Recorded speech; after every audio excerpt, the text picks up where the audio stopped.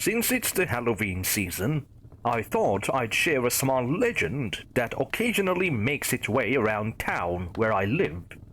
There's a lot of dense forests here in the Seattle area, and people like to tell stories about a tall, hairy creature that walks between the trees at night.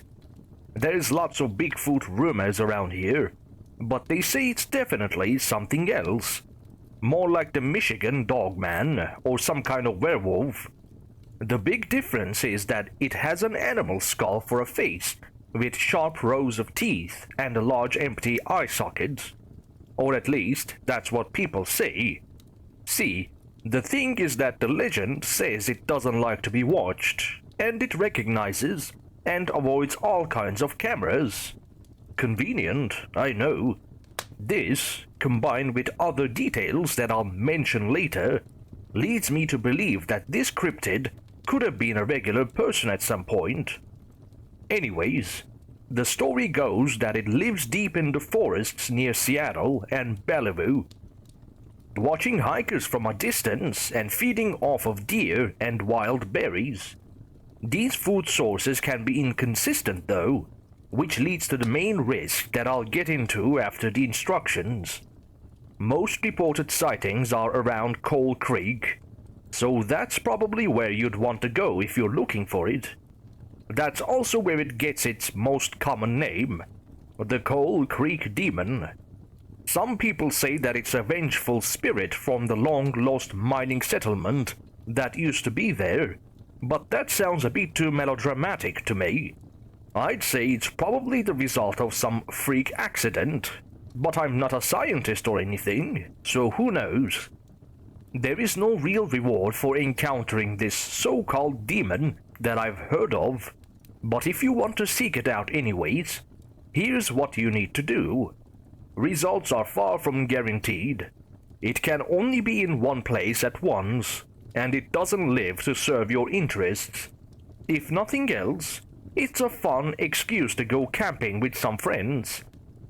To conduct this ritual, you'll need a gift, camping equipment, flashlights, blindfolds, and a remote-activated light source. Some of these items are only necessary for certain approaches. Step 1. Prepare a gift. This could be a metal token or some kind of trinket, but it's usually recommended to bring a nice meal consisting of red meat and berries. This is a very important step, because without a gift, it most likely won't show up, and if it does show up, you need to leave immediately. Step 2. Set up camp deep in the woods. If you can still see lights from other structures, you aren't far enough. You'll want to go in the late evening so that you can set everything up just before sunset. Step 3.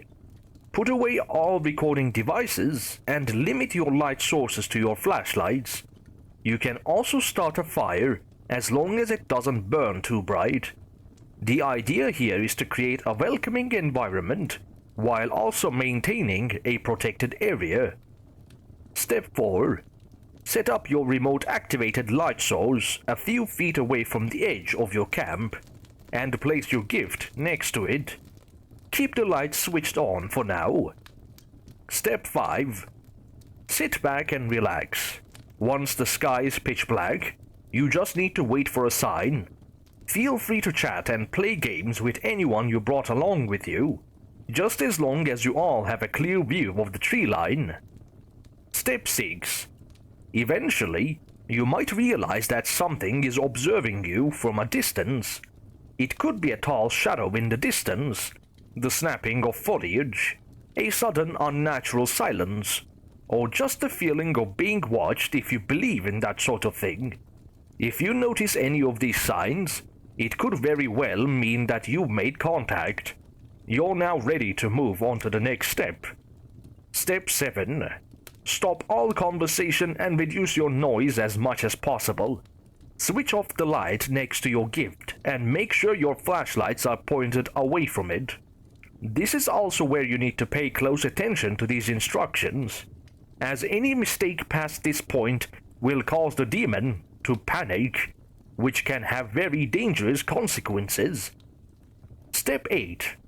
The demon should now approach your gift slowly. Stay calm and avoid any noises or sudden movements. Do not shine a light on it or take out any recording devices. If everything is done correctly, it will take the gift and briefly gaze at the people in your camp. However, if it ignores your gift and instead starts moving toward your camp, you need to get up and run to the nearest shelter you can find. Your lights will no longer matter, so just focus on moving as fast as possible. If you can't find anything nearby, try to hide in the surrounding foliage. According to all known recollections, it can run much faster than any human, so whatever you do, do it fast. This is the point at which most would be content to stop, so if you've had enough, just stay in place until it makes a small bowing motion with its head and walks back into the forest. But if you're an idiot like my friend, you can continue through these next steps and potentially get a much closer encounter. I don't recommend it. In my opinion, you're just asking for trouble by now. Step 9. While this creature is near your camp, quickly eliminate all sources of light and put on your blindfolds. This is where it comes in handy to be using flashlights, since turning them off is much easier than dousing a fire. Step 10. The demon will now feel free to explore your camp and inspect you up close. You'll hear it rummaging through your supplies and pacing around you. You might even feel its breath on your face. But you need to remain calm and stay still, and whatever you do, do not remove your blindfold. This creature is known to be relatively passive towards humans if unprovoked, but if you happen to hear any sudden sounds of distress from your friends, immediately evacuate the area as described earlier. Step 11. Wait until it loses interest and walks away. Once you can no longer hear its footsteps, you're free to take off your blindfolds and turn your lights back on. You've now stood face to face with a cryptid and lived to tell the tale. So, you've got some bragging rights with anyone who's willing to believe you. Like I said, there is no big reward, so it's mostly just about having the experience. Now, let's talk about the risks here. As you may have assumed by now, stories say that it has an occasional tendency to eat people, so there is that. However, based on my research, it seems to only do this when starved or provoked, so you don't have to worry as long as you play it smart. If anything, you should feel bad for the hikers who randomly run into this thing with no preparation. I'd recommend going out during the summer or early fall, since that's when the blackberries are in season and the wildlife is most active. That's just my theory, but most of the darker stories I've heard take place during winter, so I'd say it holds some water. Now, like I said earlier, there's a chance that you could startle the demon and cause it to panic. I believe this is usually caused by it suddenly being caught in clear view by a person.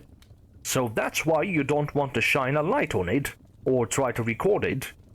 If it panics, then it will either run off in a hurry, or attack the person watching it, mostly depending on how far away it is.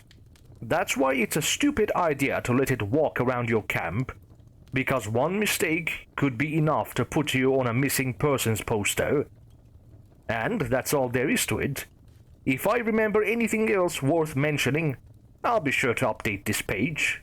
Also, as I briefly mentioned, my friend Steven went all the way with this, and he has a crazy story to go with it, so just let me know if you guys want to hear about that.